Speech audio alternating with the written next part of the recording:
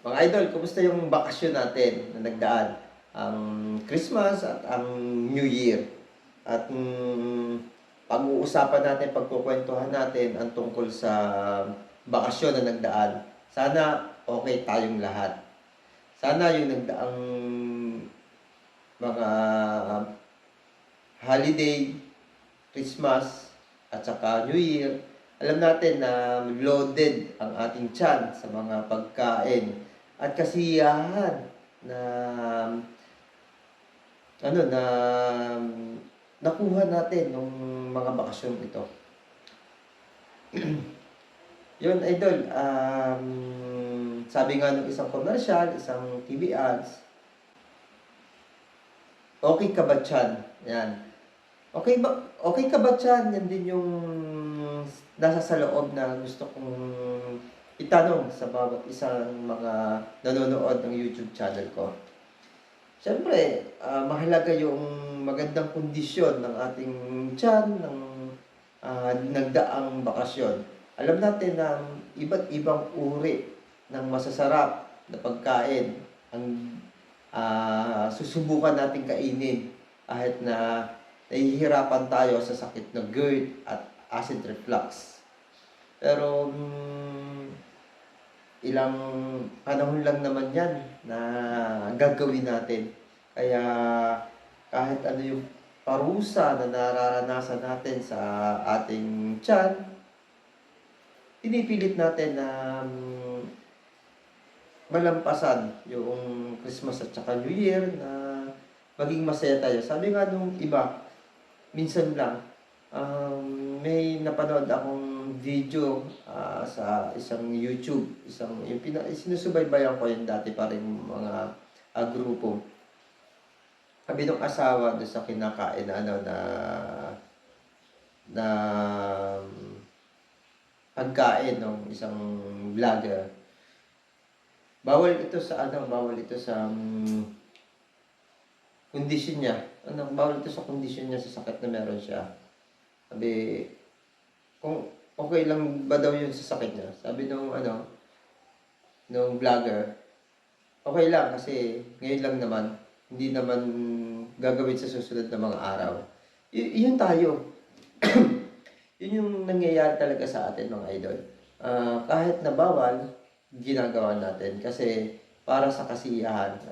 Para sa kasiyahan na hindi malampasan ng araw na yun.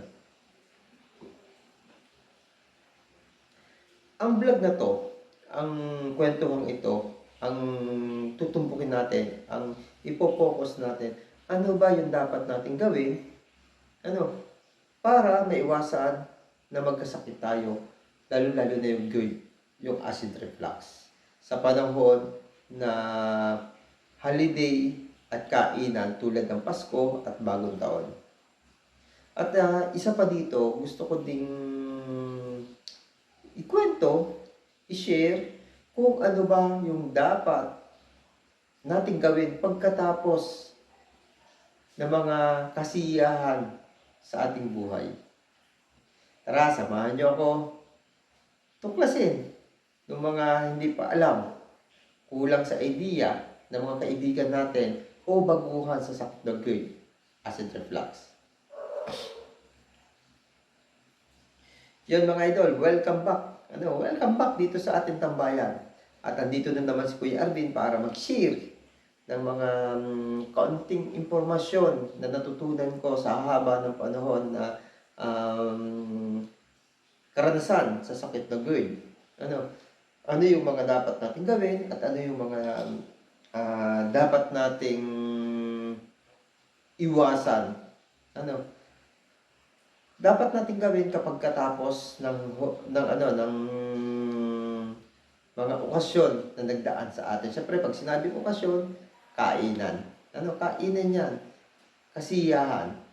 At ano yung dapat nating gawin bago dumating yung okasyon.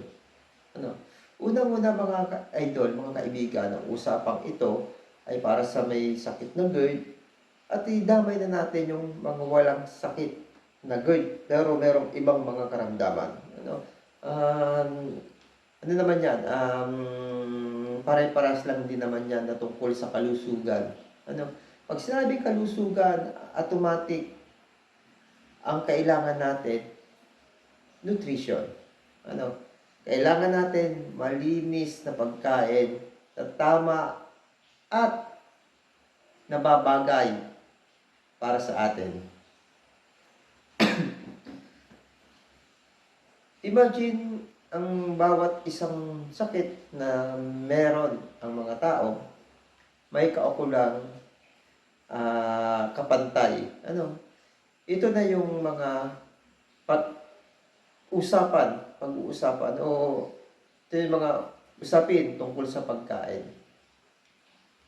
Pag sinabing isang sakit, merong bawal. Ano, merong bawal. Pero sa bawat isang sakit, iba-iba yung bawal.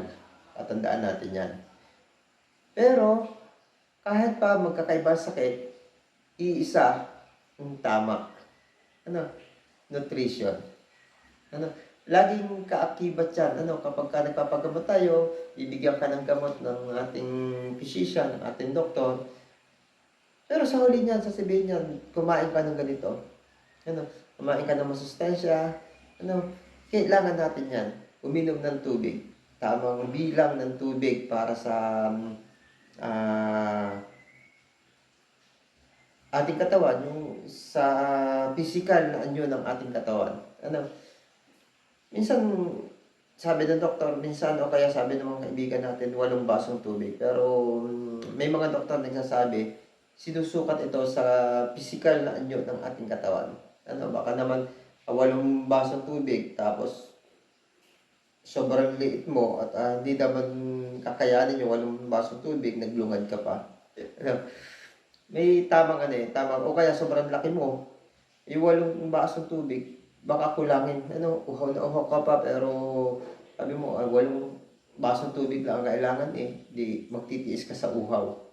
Ano, ganun kailangan nasa tamang sukat ng ating lalagyan. Ano, lalagyan.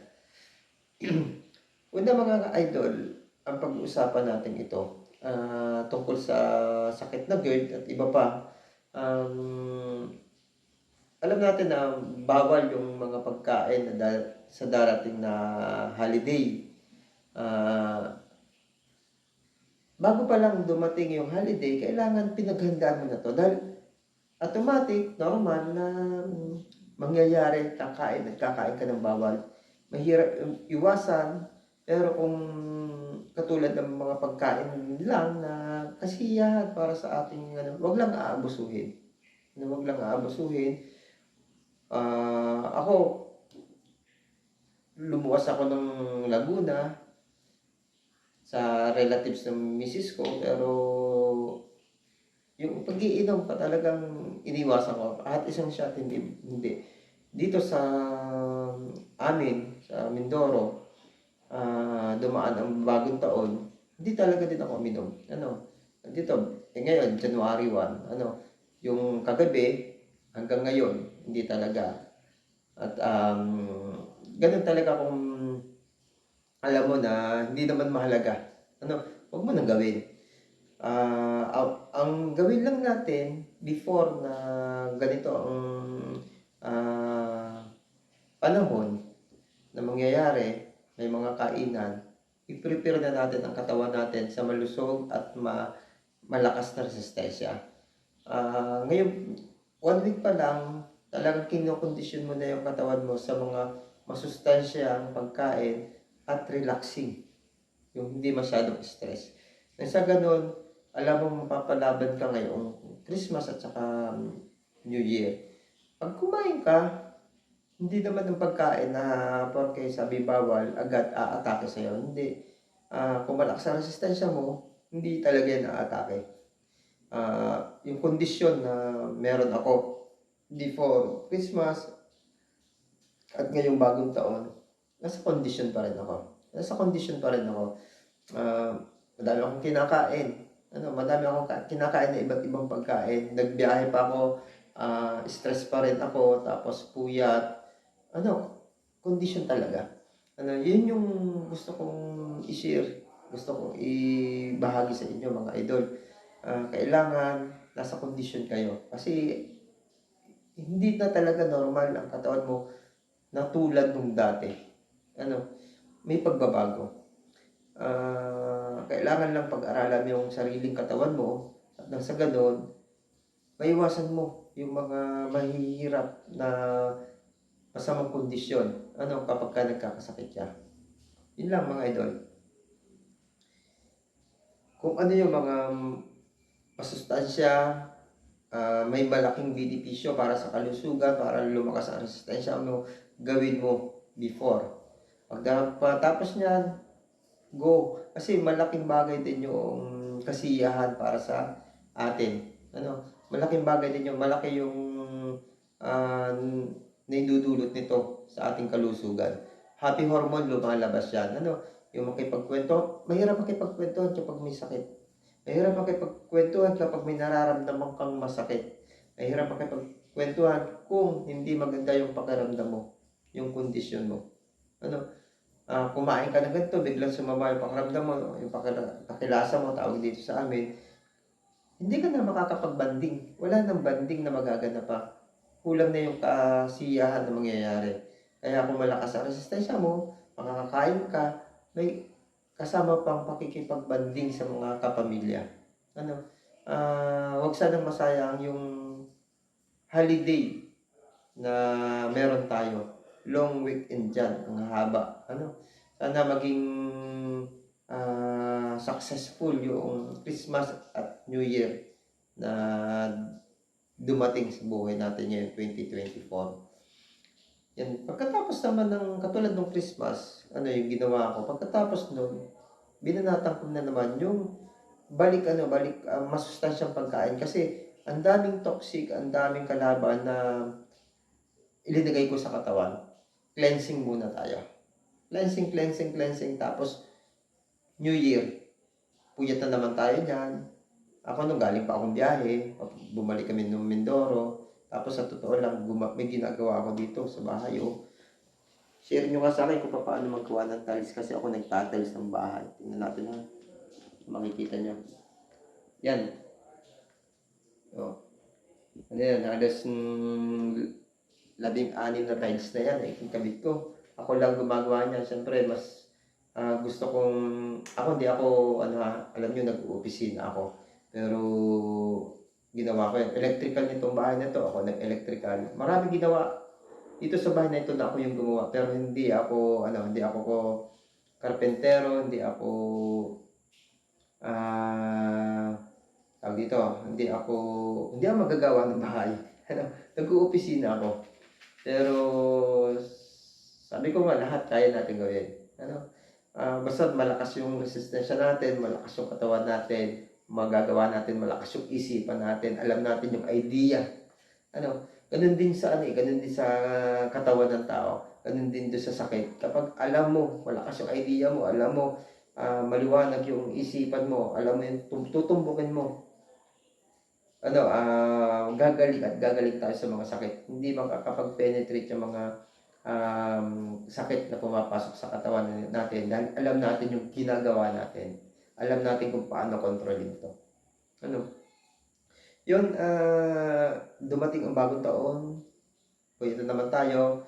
Bukas, ados, kailangan ibalik natin sa magandang kondisyon ng ating resistensya. Kasi alam natin na hindi natin nararamdaman sa ngayon, pero merong masamang epekto ito. Yung mga pinasok natin pagkain sa katawan natin. Dahil ito, kalimitan, masarap na pagkain. Alam natin, ang kapalit ng masarap na pagkain, kung ano-anong sakit ang aabutin. Cleansing, huwag natin kakalimutan. I-cleansing natin kung ano man yung mga basura na napasok natin sa ating katawan, ilalabas natin, lilinisin natin, at siguraduhin natin na may balik natin yung tama at magandang kondisyon, nutrition na nagkukulang sa ating katawan dahil sa mga handaan, mga pagkain na ginawa natin ng Christmas at New Year. Sana kapaghatid ako ng kaunti man lang na idea, turo, ng mga karanasan na napagdaanan ko na. Bye-bye. At saka Happy New Year. God bless you. Ingat tayo. Huwag kalimutang mag-cleansing.